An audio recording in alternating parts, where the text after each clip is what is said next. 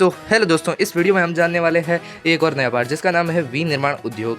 विनिर्माण प्राथमिक उत्पादों का रूप परिवर्तित कर उन्हें अधिक मूल्यवान बनाने की क्रिया विनिर्माण उद्योग कहलाती है। जैसे कपास से कपड़ा, गन्ने से चीनी, इसे द्वितीय क्रिया भी कहते हैं, जो उद्योगों में संपन्न होती है। विनिर्माण उद्योग के महत्व, इसे आर्थिक विकास की रीढ़ भी कहा जाता है। यह आधुनिकीकरण में सहायक है, जो कि कृषि के लिए भी हो सकता है, और रोजगार उपलब्ध भी कराता है, जिससे हमारी कृषि से निर्भरता कम होती है और बेरोजगारी और गरीबी के उन्मूलन में विकास भी होता है। जनजातीय और पिछड़े क्षेत्रों को आर्थिक असमानता को दूर करने के लिए सार्वजनिक उद्योगों का विकास होना जरूरी है। विनिर्माण उद्योगों से निर्यात में वृद्धि होती है और उससे विदेशी मुद्रा की प्राप्ति होती है। भारत का विकास औद्योगिक विकास में ही निहित है। बीच में कई नाम आएंगे या फिर आपने कभी सुने होंगे, जैसे टिस्को यानी TISCO, जिसका अर्थ है Tata iron and steel company, BHEL या फिर BHEL, जिसका अर्थ है Bharat heavy electrical limited, SAIL या फिर SAIL, steel authority of India limited. उद्योगों में अवस्थिति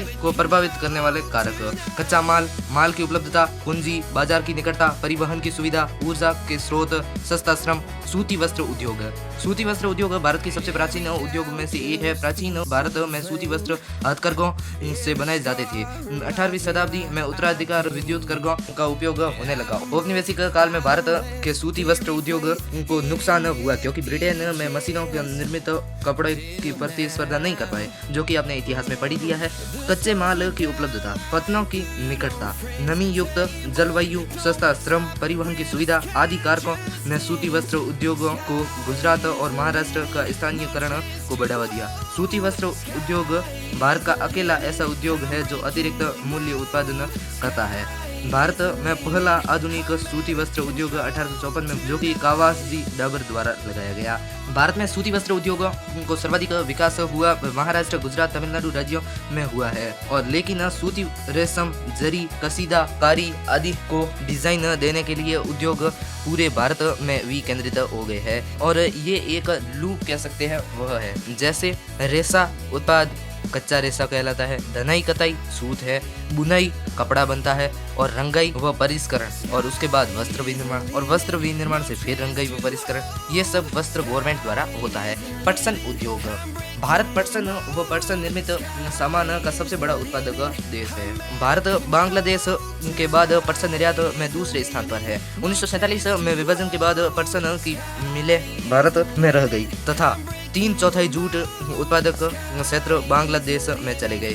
पटसन उद्योग कोलकाता के निकट 1855 में लगाया गया। वर्ष 2010-11 में 80 पटसन के कारखाने थे, जिनमें से अधिकांश पश्चिम बंगाल के हुगली नदी के किनारे पर एक पट्टी के रूप में थे। पटसन की उपलब्धता, सस्ता जल परिवहन, सड़क, जल व रेल परिवहन का जाल, पर्याप्त जल, आसपास में राज्यों का सस्ता श्रमिक, कोलकाता शहर की बीमा और बैंकिंग सुविधा में निर्यात के लिए हल्दिया और कोलकाता की बंदरगाह की सुविधा आदि कारणों से जूट उद्योग के विकास हुगली नदी के किनारे हुआ है।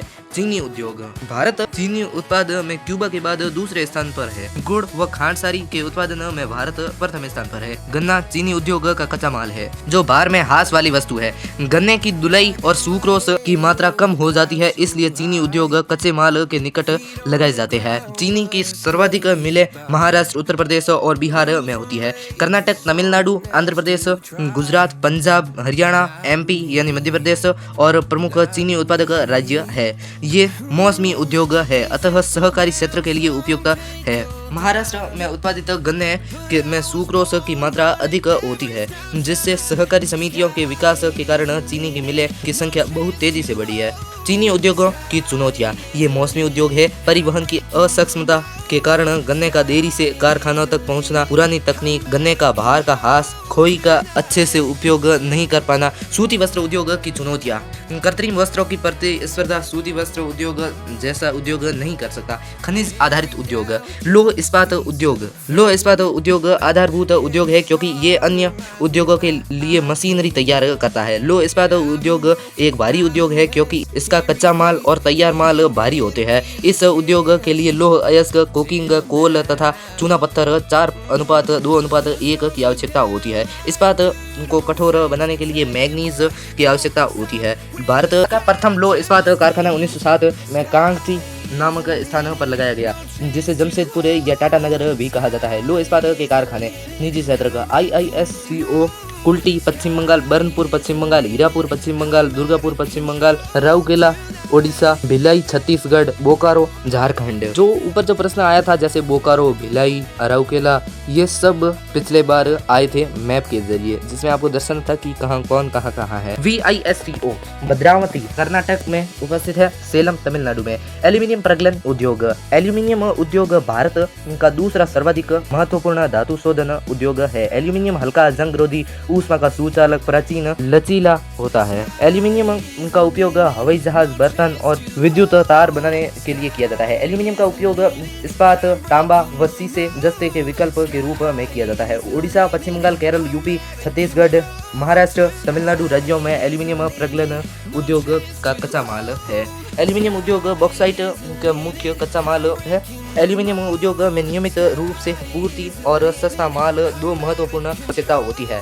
सीमेंट उद्योग, सीमेंट उद्योग एक भारी और आधारभूत उद्योग है। सीमेंट उद्योग के लिए जिप्सम, चूना पत्थर और सिलिका आदि प्रमुख कच्चा माल है। सीमेंट उद्योग का कच्चा माल भारी व स्थूल होता है, अतः इस उद्योग का विकास कच्चे माल का निकट ही होगा। भारत में पहला सीमेंट उद्योग 1904 में चेन्नई में लगाया गया, जहां समुद्री सीपियों से सीमेंट बनाई जाती थी। आधुनिक सीमेंट पोर्टलैंड में पहला सफल कारखाना पोरबंदर गुजरात में लगाया गया। गुजरात, राजस्थान, तमिलनाडु आदि प्रमुख सीमेंट उत्पादक राज्य है। रसायन आधारित उद्योग, उर्वरक उद्योग, उर्वरक उद्योग urea, DAP, ammonia, phosphate, potash आदि शामिल होते हैं। हमारे देश में पोटास व पोटेशियम यौगिकों के वाणिज्यिक भंडार नहीं है, अतः पोटास का आयात किया जाता है। गुजरात, तमिलनाडु, यूपी, पंजाब, केरल राज्य कुल उत्पाद का 50% उर्वरक उत्पादित है। हरित क्रांति के बाद इस उद्योग का विकास देश के अन्य भागों में भी हुआ। अन्य रसायन आधारित उद्योग, रसायन उद्योग एशिया का तीसरा सबसे बड़ा, विश्व का 12वां सबसे बड़ा उद्योग है। भारत की GDP में इस उत्पाद का योगदान 3% है। सल्फ्यूरिक अम्ल उर्वरक, कृत्रिम वस्त्र, प्लास्टिक, रंग रोगन, डाई, नाइट्रिक अम्ल, सार व सोडा एसन, कांच, साबुन, अपमार्जक तथा कॉस्टिड सोडा आदि अकार्बनिक रसायन है। कृत्रिम वस्त्र, कृत्रिम रबड़, प्लास्टिक, रंजक पदार्थ, दवाइयाँ तथा कार्बनिक रसायन। पेट्रो रसायन उद्योग, पेट्रोलियम के साथ निकलने वाले कार्बनिक रसायन को कच्चे माल के रूप में उपयोग करने वाले पेट्रो रसायन उद्योग कहलाते हैं। ये उद्योग तेल शोधनशालाओं के निकट स्थापित किए जाते हैं। सूचना प्रौद्योगिकी और इलेक्ट्रॉनिक उद्योग, transition, television, telephone, cellular, telecom, mobile phone, radar, computer आदि इलेक्ट्रॉनिक उपयोग के लिए इसके अंतर्गत आते हैं। बेंगलुरु को भारत की इलेक्ट्रॉनिक राजधानी भी कहा जाता है। मुंबई, दिल्ली, हैदराबाद, पुणे, चेन्नई, कोलकाता, नोएडा आदि इलेक्ट्रॉनिक उद्योगों के केंद्र है। भारत में सूचना प्रौद्योगिकी उद्योग के सफल होने के कारण हार्डवेयर व सॉफ्टवेयर निरंतर विकास हो रहे हैं। भारत में प्रमुख software technology park Srinagar, Punjab, Noida, Delhi, Jaipur Rajasthan, Gandhinagar Gujarat, Indore Maharashtra, Mumbai व पुणे महाराष्ट्र, बेंगलुरु कर्नाटक व मैसूर कर्नाटक, तिरुवनंतपुरम केरल, चेन्नई तमिलनाडु, हैदराबाद तेलंगाना, विशाखापट्टनम आंध्र प्रदेश व भुवनेश्वर ओडिशा, कोलकाता पश्चिम बंगाल व गुवाहाटी असम में स्थित है। औद्योगिक प्रदूषण और पर्यावरण निम्नीकरण, उद्योग 4 प्रकार के प्रदूषण के लिए उत्तरदायी होता है, जैसे वायु, जल, भूमि, ध्वनि। वायु प्रदूषण, वायु में अनचाही गैसें जैसे sulphur dioxide, carbon dioxide, carbon monoxide, CFC की उपस्थिति में वायु को प्रदूषित करती है। रसायन व कागज उद्योग, ईंटों के भट्टे, रिफाइनरी, धातु प्रगलन उद्योग आदि जहरीली गैसों का निष्कासन करती है। भोपाल गैस त्रासदी, दिसंबर 1984 में यूनियन कार्बाइड के कारखानों में जहरीली गैसें मिथाइल आइसोसाइनाट का रिसाव से हजारों लोग मौत के शिकार हुए। इसे भोपाल का गैस कांड के नाम से भी जाना जाता है। वायु प्रदूषण मानव स्वास्थ्य, पशुओं, पौधों, इमारतों के लिए संपूर्ण पर्यावरण के लिए दुष्प्रभाव डालता है। जल प्रदूषण, उद्योगों से निष्कासित कार्बनिक और अकार्बनिक अपशिष्ट द्वारा जल में मिलकर उनकी गुणवत्ता को खराब कर देना जल प्रदूषण कहलाता है। कागज उद्योग, सूती वस्त्र उद्योग, रसायन उद्योग, चमड़ा उद्योग, रिफाइनरी आदि से निकलने वाले हानिकारक रसायन जल को सर्वाधिक प्रदूषित होता है। जो रंग, अपमार्जक, अम्ल, लवण, सीसा, पारा, कीटनाशक, कार्बन फ्लाई ऐश, फास्फोजिप्सम आदि प्रमुख जल प्रदूषक उद्योग है।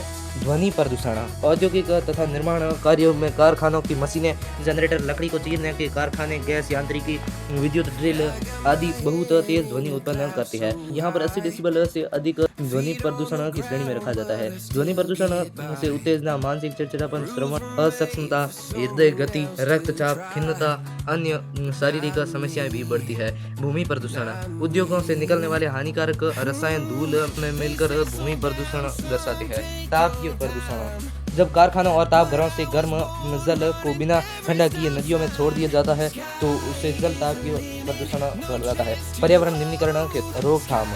जल का न्यूनतम प्रयोग तथा जल को 2 या 2 से अधिक बार अवस्थाओं में पुनर्चक्रण करना यानी या पुनः उपयोग करना। नदियों और तालाबों में गर्म और दूषित जल को प्रवाहित करने से पहले शोध न करना चाहिए। जहां भूमिगत जल स्तर कम है वहां उद्योगों द्वारा जल के निष्कासन पर कानूनी प्रतिबंध लगाना है।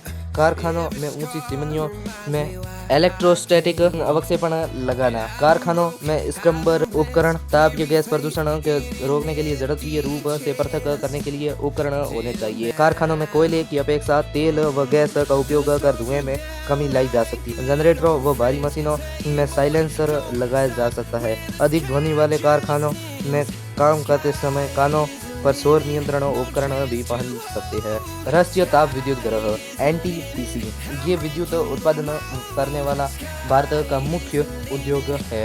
ये ISO प्रमाण पत्र प्राप्त निगम है। ये निगम प्राकृतिक पर्यावरण, जल, खनिज, गैस, तेल आदि का संरक्षण का हिमायती है।